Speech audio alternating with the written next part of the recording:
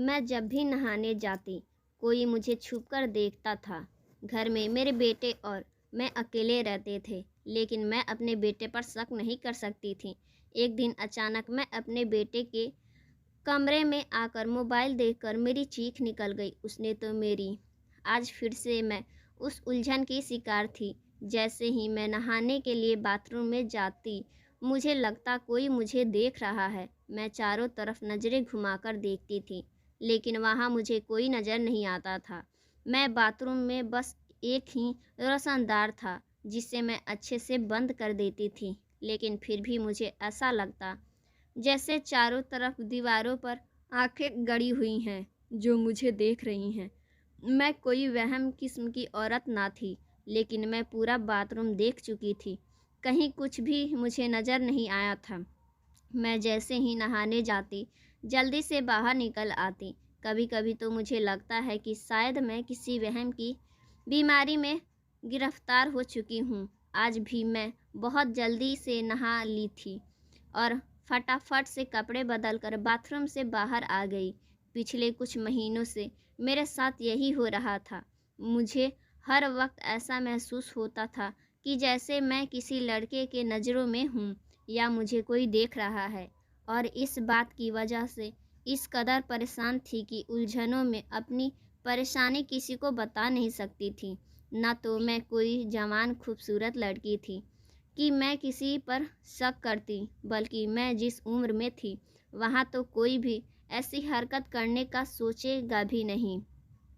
और मेरे घर पर सिर्फ हम दो ही शख्स थे, एक मैं और एक मेरा बेटा। मेरे पति की किराए की दुकान थी और उसी दुकान से हमारा गुजर हो जाता था।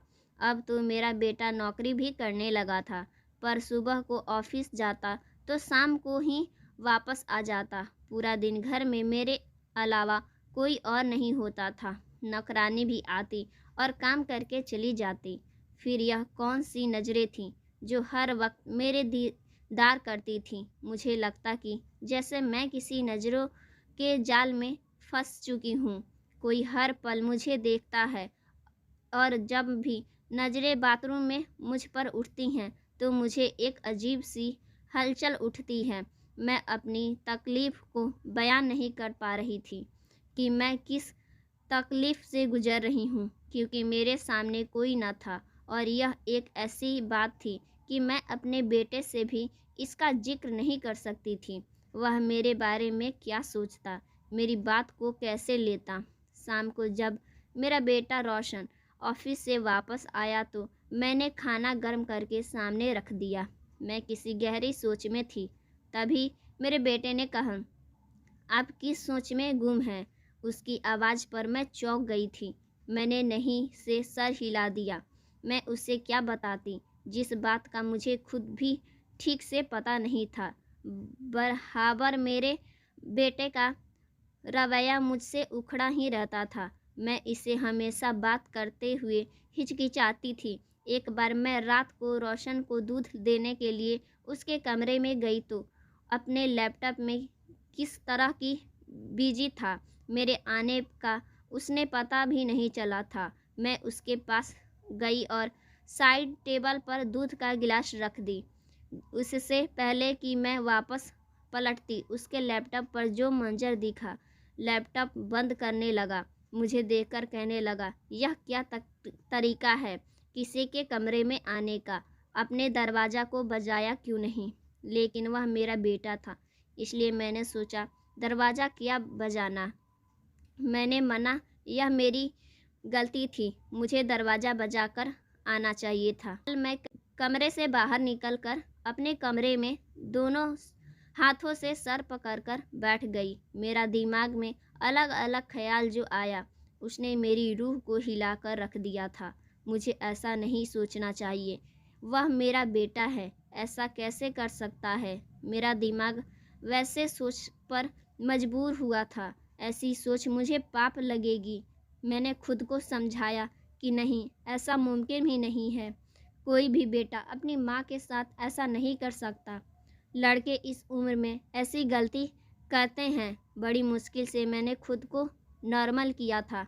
एक दिन मैं सहन में कपड़े फैला रही थी, कि तब सामने छत की पर से मुझे लगा कि किसी कैमरे की फ्लैश मुझ पर पड़ी है।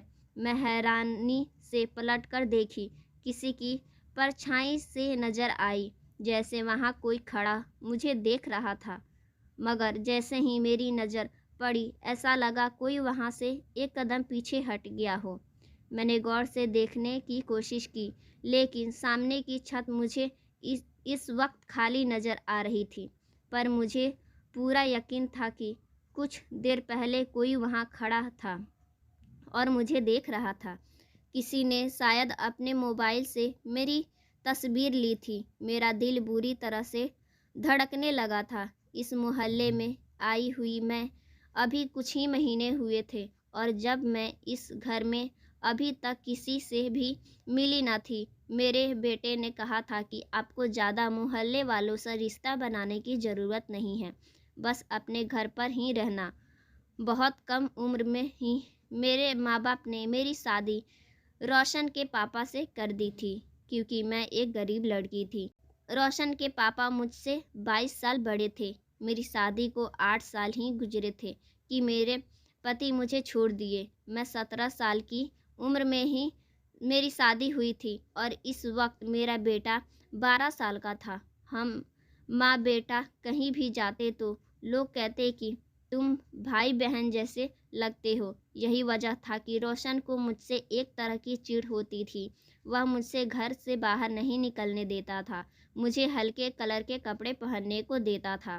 कहता था कि आप मुझे इसी रूप में अच्छी लगती हैं। हर वक्त जब भी रोशन घर पर आता तो घर को एक अजीब नज़रों से देखता, जैसे कि उसके पीछे मैं घर पर किसी को बुलाया करती हूँ। वह चारों तरफ सहन में नज़रें दौड़ाकर और कभी मेरे कमरे में देखता। मैं नहीं जानती थी उसके साथ क्या मामला है, लेकिन इस वक्त वही मेरा सहारा था। हमेशा मैं उसे अपना बेटा ही समझती थी, इसलिए खामोशी से उसका रवैया बर्दाश्त करने पर मजबूर थी, क्योंकि करण के अलावा मेरा कोई दूसरा सहारा न था। हालांकि मैं अपनी ही उलझन का शिकार थी। अभी मैं यह मामला हल भी नहीं कर पाई थी कि एक नई मुसीबत आ गई थी। बराबर वाली छत से कोई मुझे देखता था और मेरी तस्वीर भी ली थी। कहीं वही शख्स तो मुझे बाथरूम में मेरे दिमाग में आने लगा। इस नई परेशानी ने मुझे फिर से वहम में डाल दिया था। मैंने फिर से खुद को झूठी तसल्ली दी थी, क्योंकि मैं बाथरूम का कोना कोना देख चुकी थी। कहीं ना तो कैमरा लगा था, ना कोई ऐसी सुराग की मुझे शक में डाल सके। लेकिन यह किसी के छत से मुझे देखना एक गलत ही हरकत थी। एक बार मेरे कमरे के घर के दरवाजे पर दस्तक हुई। मैं इस वक्त किचन में खाना बनाने में बिजी थी, क्योंकि रोशन के ऑफिस से आने का वक्त था। मुझे लगा शायद आ गया, लेकिन मैंने जैसे ही दरवाज़ा खोला तो एक 28 साल का नौजवान मेरे सामने खड़ा था। तकरीबन रोशन के उम्र का था। मुझे देखकर मुस्कुराने लगा। उसके हाथ में बिरयानी की प्लेट थी। कहने लगा कि मैं पड़ोसी से आया हूँ। आप लोग नए नए इस घर में शिफ्ट हुए हैं, इसलिए मैंने सोचा कि पड़ोसियों के यहाँ बिरयानी दे आऊँ। मैंने उसके हाथ से प्लेट पकड़ी तो वह अंदर आने के लिए कदम बढ़ाने लगा, लेकिन मैं उसके सामने खड़ी हो गई। मैंने कहा, बेटा तुम यहीं खड़े हो, मैं तुम्हें खाली प्लेट वापस ला कर देती हूँ। यह सुनकर तो वह हैरानी में हो गया। कहने लगा कि मैं इतना भी छोटा नहीं हूँ कि आप मुझे बेटा कह दें। आप मुझसे बस कुछ ही साल बड़ी हैं, इसलिए मुझे बेटा मत कहें। मैंने कहा कि मेरा बेटा भी तुम्हारी उम्र का है। यह बात सुनकर उसने पूरी आंखें फैलाकर मुझे देखा था। वह लड़का आपका बेटा है? मैंने तो समझा कि आपका छोटा भाई है। यह कहकर वह बड़े ही आराम से घर से अंदर दाखिल हो गया। मैं तो उसे देखती ही रह गई थी, इसलिए मेरा दिल डर से के मारे कांपने लगा था। उसने पूछा कि आपका नाम क्या है? तुम्हें क्या मतलब? तुम मुझे आंटी कहो। इस बात पर उसने अपनी दोनों भौहें ऊपर की। कहने लगा कि नहीं जी, अभी आप इतनी भी बूढ़ी नहीं हुई हैं कि मैं आपको आंटी कहूँ। अच्छी खासी खूबसूरत और जवान है। मैं तो आपका नाम से ही आपको पुकारूंगा। यकीनन वह भी आपकी तरह बहुत खूबसूरत होगा। इससे पहले कि मैं उसके इस तरह के ऐसे अंदाज पर गुस्सा करती, बोला, नाम ना सही, एक कप चाय ही पिला दें। पड़ोसियों का भी कुछ हक होता है। यह कहकर वह सहन पर रखी कुर्सी पर आराम से बैठ गया। मैं किचन में आकर जल्दी से चाय बनाई और उस लड़के को पीने के लिए कप पकड़ा दी। रोशन को 22 मिनट बाकी था। 10 मिनट बाद ही खाली कप उस लड़के ने मुझे पकड़ाते हुए कहा, आपकी तरह ही बहुत मीठी चाय थी, बहुत बहुत शुक्रिया। मैं फिर से फुर्सत में आपसे मिलने आऊँगा। अपने परिवार को भी अपने साथ लाऊंगा। यह कहकर वह घर के दरवाजे से बाहर चला गया और दरवाज़ा भी जाते हुए बंद कर गया। मैं उसकी बातें सुनकर चकरा गई थी। अभी मैं इसी लड़के के बारे में सोच रही थी कि दरवाजे पर बड़ी जोर से दस्तक हुई। मैं तो बुरी तरह डर गई थी। जल्दी से किचन से बाहर आई और मैं दरवाजे के पास पहुंचने लगी। कौन है? रोशन की बड़ी गुस्से वाली आवाज़ मुझे सुनाई दी। कहने लगा, दरवाज़ा खोलो। मैंने दरवाज़ा खोला। घर से बाहर कौन निकल रहा था इस वक्त न जाने वह किस वजह से बहुत गुस्से में था। नहीं जुबान चाहते हुए भी लड़खड़ा आई। मैंने कहा, कोई पड़ोसी लड़का था, बिरयानी लेकर आया था। वह मेरे करीब आकर खड़ा हो गया, मेरी आंखों में आंखें डालकर बोला, मैंने कहा था आपको यहाँ कोई भी आए आप दरवाज़ा नहीं खोलेंगी और किसी से बात नहीं करेंगी। कोई ज़रूरी नहीं है पड़ोसी से मेलजोल बढ़ाने की। अगर आप अपनी हदों से बाज नहीं आएंगी तो मैं ताला लगाकर जाऊंगा कल से। यह कहते ही वह सीधा अपने कमरे में गुस्से से चला गया।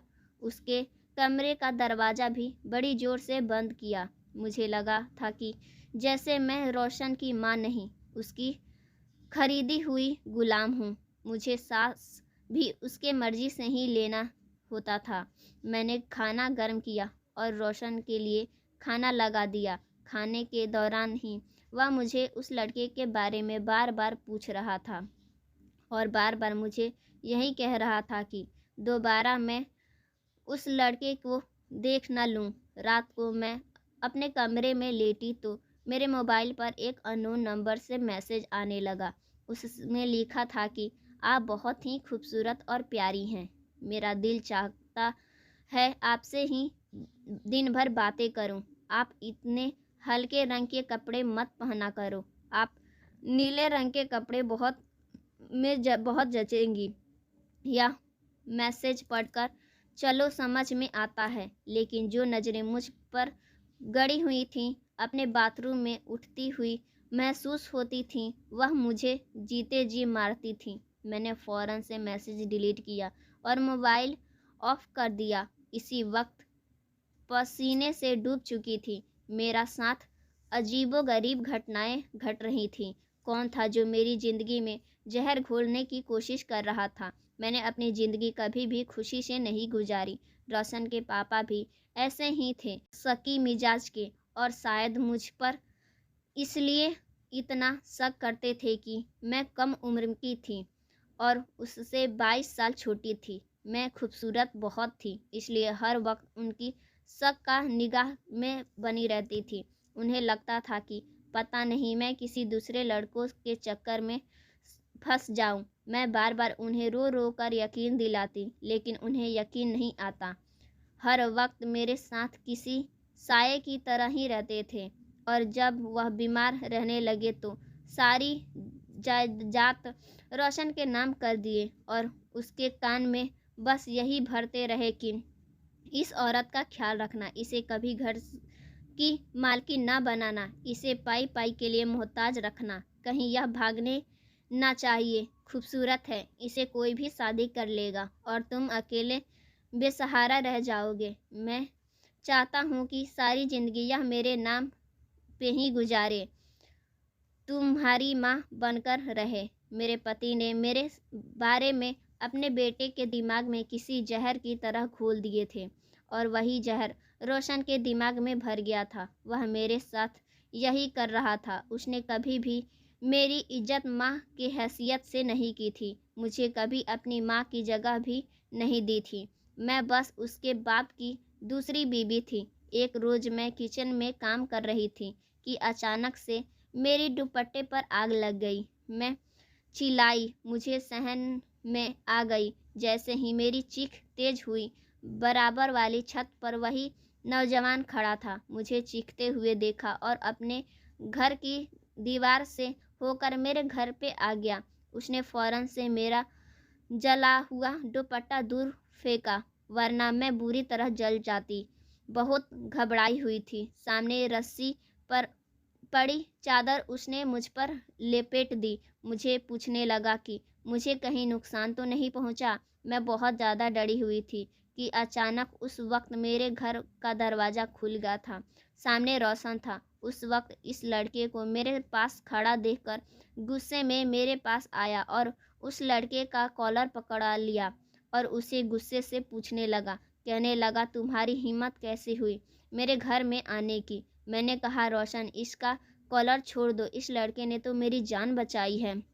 मेरे दुपट्टे में आग लग गई थी। हालांकि अभी सहन में मेरा गिरा हुआ दुपट्टा जल रहा था। मेरी बात सुनकर उसने गुस्से भरी निगाहों से मुझे देखा। कहने लगा, तुम चुप ही रहो, तुम्हें मुझे बाद में बताता हूँ। तुम किसी और को बेवकूफ़ बनाना, मुझे नहीं। यह कहकर इस लड़के का गिरबान पकड़ा हुआ झंझोड़ने लगा। तुम जिस मकसद के लिए यहाँ आए हो वह कभी पूरा नहीं होने दूंगा। मैंने कहा, रोशन, तुम गलत समझ रहे हो। मैं माँ हूँ तुम्हारी, क्यों मुझे इस बातों से जलील कर रहे हो? मैं रोने लगी। उस लड़के ने झटके से अपना कॉलर छुड़ाते हुए कहा, मैं यहाँ इंसानियत के नाते आया था। इनका दुपट्टा जल रहा था, उसमें आग लग सकती थी। मेरा और कौन सा मकसद हो सकता है? अपनी घटिया सोच अपनी हद तक ही रखो तो सही होगा। रोशन इस लड़के से कहने लगा कि क्यों, क्या यह तुम्हारी माँ लगती है? क्यों आए थे यहाँ उसने बचाने? दुपट्टा जल रहा था तो जलने देते, तुम्हें क्या तकलीफ थी? तुम्हें यह सुनकर मैं हैरत में रोशन की तरफ देखने लगी थी। यानी कि इसे कोई फ़र्क नहीं पड़ता था कि मैं जीऊँ या मरूँ। वह लड़का कहने लगा, यह मेरी कुछ भी लगे या ना लगे मैं नहीं जानता, लेकिन अगर इन्हें कुछ भी नुकसान पहुँचेगा और मैं देखूँगा तो मैं इन्हें बचाने ज़रूर आऊँगा। तुमसे जो करना है तुम कर लो। यह कहना था कि रोशन ने उसके मुंह पर थप्पड़ मार दिया। उस लड़के ने भी अपना हाथ नहीं रोका था। दोनों ही गुस्से से लाल हो चुके थे। यह देखकर तो मैं परेशान होकर रह गई थी। बड़ी मुश्किल से मैंने दोनों को पीछे हटाया, उस लड़के के आगे हाथ जोड़ी कि तुम जाओ यहाँ से। वह लड़का रोशन को बोलते हुए दरवाजे से बाहर निकल गया। अब रोशन बड़े अजीब नज़रों से मेरे पास आकर मेरे दोनों बाजू पकड़ ली और कहने लगा, तो यहाँ से बुलाती हो तुम अपने आशिक को? फिर वह कहने लगा कि जो तुम चाहती हो मैं होने नहीं दूंगा। मैं तुम्हारा गला दबाकर तुम्हें मार दूंगा, सही सहन में, इसलिए मार कर यहीं पे तुम्हें दफना दूंगा। मत समझना कि मैं तुम्हें छोड़ दूंगा। वह तो जैसे सारे तमीज़ ही भूल गया था। उसके बाद रोशन घर के बाहर ताला लगाकर जाने लगा। उसने बराबर घर की दीवार पर करंट की वायर लगा दी थी ताकि कोई भी घर पर ना आ सके। रात को मेरे मोबाइल पर मैसेज आया। इस मैसेज में लिखा था कि बाथरूम में आओ, मैं तुम्हें देखना चाहता हूँ। यह सुनकर देखकर तो मेरे होश ही उड़ गए थे। अब तक मैं यही समझ रही थी कि मैं शायद वहम का शिकार थी, लेकिन यह सब मेरा वहम नहीं था। मेरा दिल बैठने लगा था। मैंने मोबाइल ऑफ करके रख दिया, लेकिन फिर भी मुझे पूरी रात नींद नहीं आई। सुबह जब मेरी नौकरानी आई तो मैं बीमार होने का नाटक करने लगी। मैंने उसकी मिन्नतें की कि वह एक रात मेरे पास रुक जाए। मैं बीमार हूँ, कोई ख्याल रखने वाला नहीं है। वह मेरी बात सुनकर मान गई। रात हुई, रोशन के आने के वक्त हुए तो मैं उसे नौकरानी के आने के पहले कमरे में छुपा ली। मैं नहीं चाहती थी कि रोशन को इस बात का पता लगे कि घर पर मेरे अलावा कोई और भी है। मैंने रोशन को खाना दिया। वह अपने कमरे में खाने के बाद चला गया। लाइट बंद कर दी और खुद कमरे में छुप गई मैं भी। कि जो कोई भी था वह मेरे कमरे में आकर मुझे जगाता था। बाथरूम में कोई कैमरा ना था। मैंने अपनी नौकरानी को चादर उठा दी और उसे बाथरूम में जाने के लिए कह दिया। वह बाथरूम चली गई। मैं अपने कमरे में पर्दों के पीछे छुप गई। कुछ देर बाद यही हुआ था। मेरे कमरे का दरवाज़ा बड़ी आराम से खुला था। कोई मेरे कमरे में दाखिल हुआ। मैंने फ़ौरन पर्दे से बाहर निकली और पीछे से उस शख्स को दबोच लिया और शोर मचाने लगी। यह शख्स मुझे अंधेरे में नज़र नहीं आ रहा था, मगर वह मुझे अपने आप से छुड़ा रहा था। शोर की आवाज़ से रोशन भी कमरे में आ गया। जैसे ही लाइट खोली, नौकरानी भी बाथरूम से बाहर निकल आई। सामने खड़े शख्स को देखकर मेरे होश उड़ गए। वह मेरा पहला पति था, जिससे मेरी बचपन में ही शादी हुई थी, लेकिन वह शादी के बाद मुझे छोड़कर चला गया था। फिर मालूम हुआ कि उसने किसी और से शादी कर ली है। उसे यह देखकर मुझे हैरत हुई थी। वह बताने लगा कि उसे एक लड़की से पसंद आ गई थी, इसलिए उसने उससे शादी कर ली, मुझे भी तलाक दे दी थी। लेकिन शादी के चंद साल बाद ही उस लड़की की मृत्यु हो गई और इस शख्स ने दूसरी शादी नहीं की। उसके बेटे को भी उसने अकेले ही पाला है, लेकिन उसने मुझे अपने घर के बराबर वाले घर में देखा तो उसे मेरे बारे में मालूम हुआ तो उस अफ़सोस होने लगा। वह मुझे अपनाना चाहता था और इस मामले में कई बार रोशन से भी बात कर चुका था, लेकिन रोशन नहीं माना। इसलिए उसने अपने बेटे को हमारे घर भेजना चाहा, लेकिन रोशन की इससे भी लड़ाई हो गई। जब भी नहाने जाती, दरवाजे बंद होने की आवाज़ उसके कमरे तक जाती थी और वह दीवार लांघकर मेरे घर में आ जाता था। पहले यह देखता था कि कहीं मैं जल्दी से बाथरूम से बाहर ना निकल जाऊं। फिर वह मेरे मोबाइल को खोलकर उसमें से मेरा नंबर लेता कि मुझसे बात कर सके। यह सब सुनकर उस शख्स ने रोशन से मिन्नतें की कि मुझ पर जुल्म ना करो। मुझे तुम्हारी माँ से शादी करनी है। तुम उनसे मेरी शादी करवा दो। लेकिन रोशन ने उसे घर से निकाल दिया। फिर भी मेरा पहला पति हार नहीं माना और बार बार रोशन की मिन्नतें की। हर बार रोशन हार कर रोशन ने हमारी शादी के लिए मान गया और हमारी शादी करवा दी। अब रोशन भी पहले जैसा नहीं रहा। सो फ्रेंड्स, मेरी स्टोरी कैसी लगी? वीडियो अच्छी लगी हो तो लाइक कर दीजिएगा। चैनल पर नया है, चैनल को सब्सक्राइब कर लीजिएगा। मिलते हैं हम आपसे नेक्स्ट वीडियो में। Thanks for watching.